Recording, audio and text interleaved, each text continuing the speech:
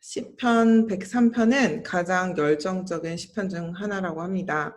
밝고 힘찬 분위기가 감동적으로 표현되어 있는 이 다윗의 시는 하나님께 대한 기쁨 그리고 그 찬양들이 설명과 이해보다는 반복하여 읽고 암송하면서 음미해야 하는 시라고 하더라고요.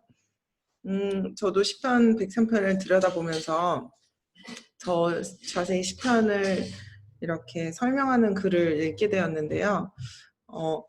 물론 뭐 대충 시편을 그전에도 읽어봤을 때 다윗이 어쩌면 좀 변덕스럽다 할 정도로 이렇게 하나님을 찬양하다가도 막 괴롭다고 번뇌하고 막 이런 내용들이 있는 그런 이제 모음이라는 건 알고 있었는데 1편부터 계속 그것이 이제 반복되는, 얼마나 반복이 되는지 몰랐어요. 저는 사실 그 큰 흐름 하나로 좀 힘들었다가 다시 하나님 감사해요 이러고 끝나는 건 줄 그냥 제 머릿속에 아마 그냥 생각을 하고 있었는 줄 알았는데 보니 정말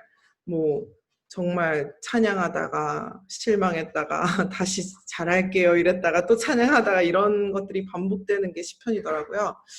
특히 예를 들면 73편에서 마음이다라는 단어가 많이 등장하면서 시인이 내 마음이 실족할 뻔했다. 하지만 미끄러지지 않았던 것은 전적으로 하나님의 은혜다라고 얘기하는데 하나님을 의심하고 원망했던 자신의 마음을 우매한 짐승의 것으로 비유하고 다시 바로 잡다가 바로 또 그 이후 시편 3권의 흐름은 또 탄식조로 흐른다고 해요.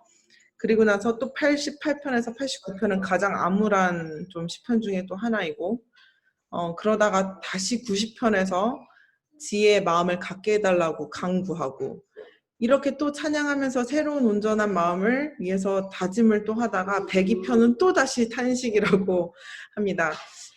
그러다가 이제 103편이 열정적이게 하나님께서 인간의 연약함과 체질을 좀 잘 아시는 그런 인자하시고 긍휼하심이 있는 분이라는 걸 강조한다고 합니다. 결국 하나님을 따르는 자는, 경외하는 자는 그의 마음에 하나님의 말씀이 없어지면 그 사실을 또 같이 잊는다는 것을 좀 강조하고 있는 것 같아요. 103편에서 다윗이 강렬하게 자신의 영혼에게 주님을 찬송하고 은혜를 잊지 말라는 것을 강조하면서 시작하는데 그리고 나서 하나님이 베푸신 은혜들을 나열합니다. 죄를 용서해 주시고 병을 고쳐 주시고 생명을 속량해 주시고 사랑과 자비로 또 채워 주시고 평생을 좋은 것으로 흡족히 채워 주시고 내 젊음을 독수리처럼 늘 새롭게 해 주시는 분, 이렇게 시작을 하는데 다른 거는 뭐 다 알겠는데 독수리처럼 늘 새롭게 이렇게 해주신다라는 게 좀 전 이해가 안 가더라고요. 근데 이걸 좀 찾아보니까 되게 저는 몰랐는데 독수리의 환골탈태라는 걸 들어보셨는지 이게 되게 많은 신년사나 아니면 경영인들이 이렇게 신년사를 나누거나 아니면 목회 설교에도 많이 등장하는 이야기라고 해요.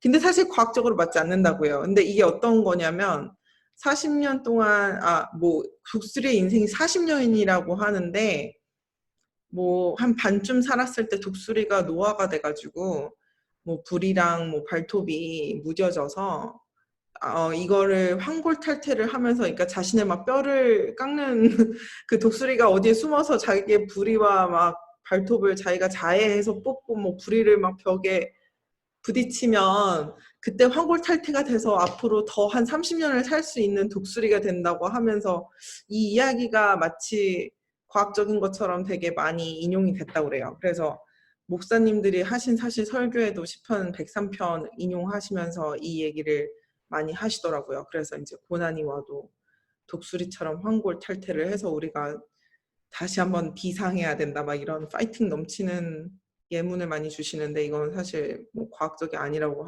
합니다. 어떤 그냥 우화로 무슨 미신 우화같이 있던 이야기를 어떻게 따서 한 것이 계속 이렇게 나눠줬었나 봐요.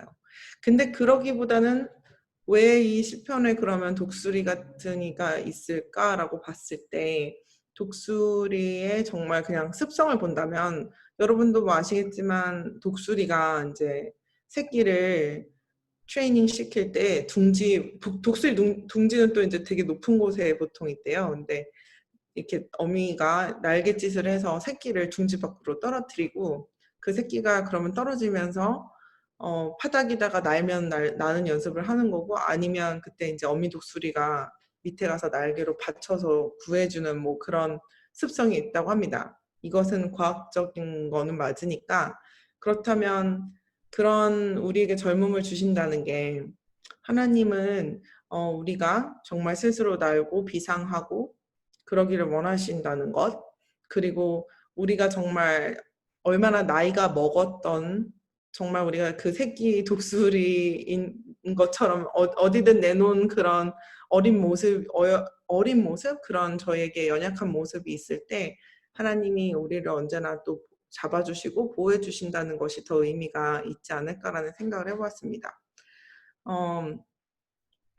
나의 죄를 묻지 않으시고, 그리고 그대로 갚지 않으시고, 기억하지 않으시고, 또 부모가 자식을 가엾게 여기듯이 나를 가엾게 여기시며 사랑하시는 분, 어찌 보면 정말 다윗의 시를 보면서 변덕스럽다고 여길 수 있을 만큼 번뇌와 찬양을 반복하고 있지만, 그것보다 셀 수 없이 굴곡진 그래프를 매일매일 그리고 있는 저의 시편에는 어떠한 하나님을 내가 만났고 또 기억하고 있는지 기록해 보면 또 가치가 있을 수 있고 도움이 될 것 같다는 생각을 해봤습니다.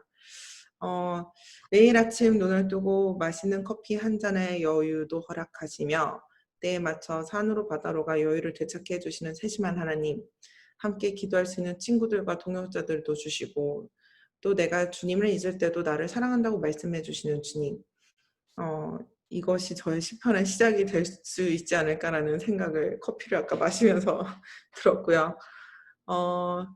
김주한 심리학 교수의 회복 탄력성이라는 책을 제가 주의 깊게 읽은 적이 있습니다. 회복 탄력성이라는 것은 인생의 바닥에서 바닥을 치고 올라올 수 있는 힘, 밑바닥까지 떨어져도 꿋꿋하게 되튀어오르는 인지 능력 혹은 마음의 근력을 의미한다고 합니다. 제가 선생님을 하면서 학생들을 상담하면서 좀 도움이 많이 됐던 책인데요. 가장 기억에 남았던 게 이제 실제적으로 어플라이 할 수 있는 팁이 하나 있었어요.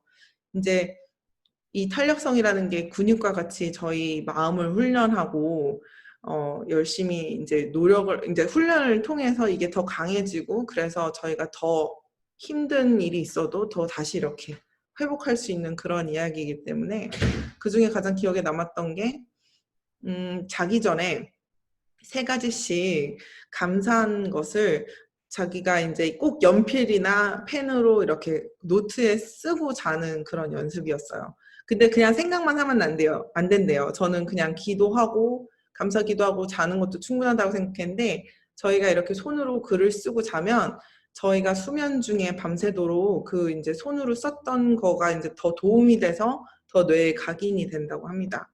그래서 뭐 실제로 이게 우울증 치료나 아니면 힘든 분들한테 이거 훈련을 통해서 많이 도움이 된다고 해요. 그래서 저도 사실 되게 공황장애가 심하게 왔었었는데 한동안 그래도 감사하게 약 먹지 않고 이걸로 좀 이거와 플러스 여러 가지로 네, 더 이겨냈던 기억이 있습니다.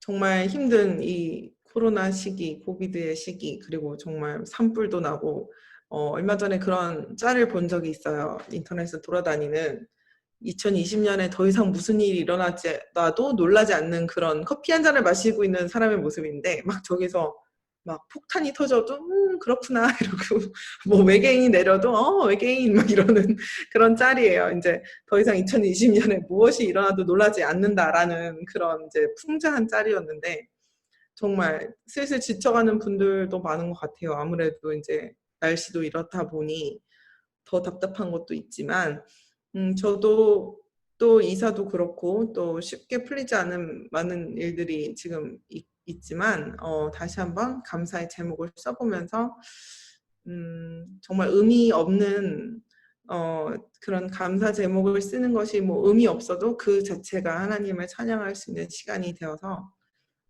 좀 다시 한번 회복하고 기억할 수 있는 시간이 됐으면 좋겠습니다. 그리고 여러분도 함께 이렇게 감사의 제목 오늘 찾아보시면서 또 3가지씩 가족과 지인들과 나눠볼 수 있는 좋은 시간이 되기를 바랍니다.